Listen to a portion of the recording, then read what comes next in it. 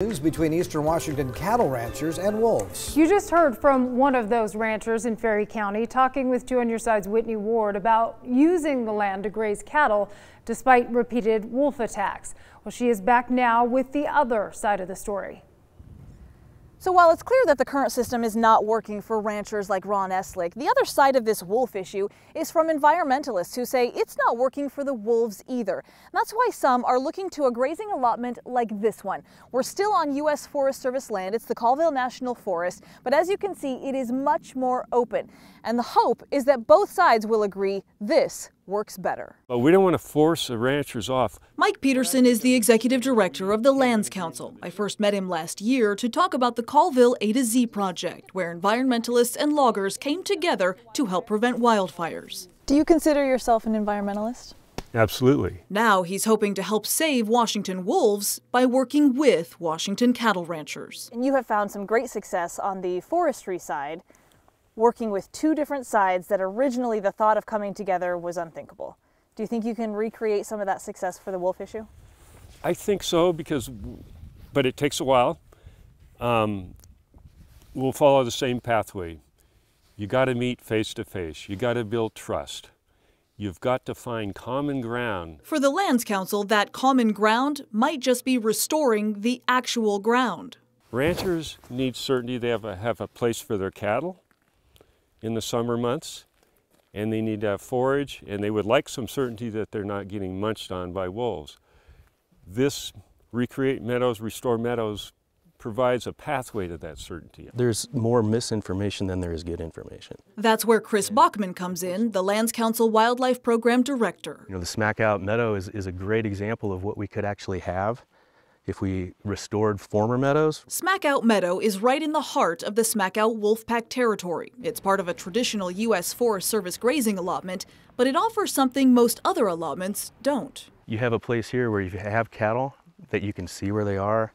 You can count them from a distance even. If there's any movement in the tree line that's wolves coming in, you can see them and observe and protect your livestock. It's why the Lands Council is now looking to duplicate meadows just like these all across the Colville National Forest. A lot of the grazing allotments for U.S. Forest Service, and in the Colville specifically, look more like this.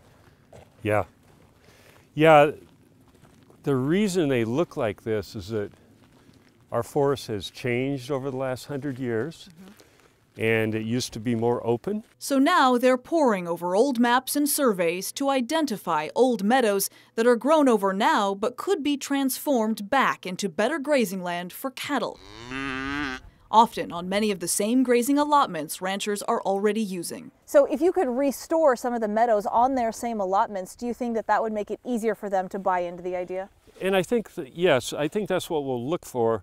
Some of these allotments start at very low elevation and go way up to the peak of the Kettle Crest, for example. So there's a huge area.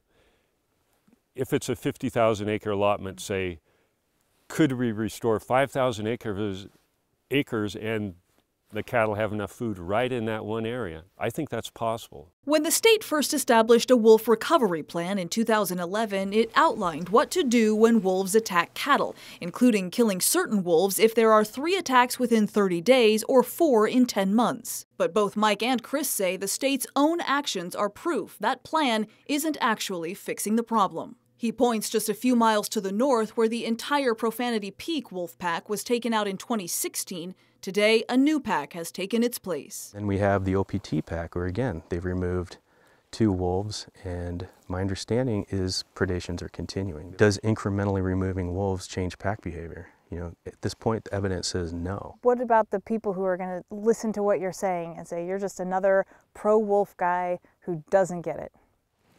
Thank you for asking that, because while I believe wolves have their place on the planet and their place in the ecosystem, I come out in the middle. I mean, to me, it's not all about wolves. It's about a healthy environment, and wolves are part of that healthy environment. But changing minds here will not be easy. Both Mike and Chris say they already know they won't convince every rancher to get on board, but they're confident they will get some. It isn't working to have cows wandering through the thick forest and expecting them to survive we got to do something different. And they hope that will be enough to get started on a new way of raising cattle and protecting wolves in Ferry County. What's best for everyone in this situation? I'm confident we'll get there. We'll find that answer. So you just heard two very different sides of the same issue. But as Mike said, they will never meet in the middle until they actually meet face to face. So I brought them together face to face. Having heard his frustrations, why are we fighting so hard to protect the wolves? I think it can be done. Do you think it can be done? By the time they get it all taken care of, you might lose a lot of cattlemen. Would you say it's worth a try? So that is where this story continues. Make sure and join us tomorrow for part 2 on KREM 2 News at 6.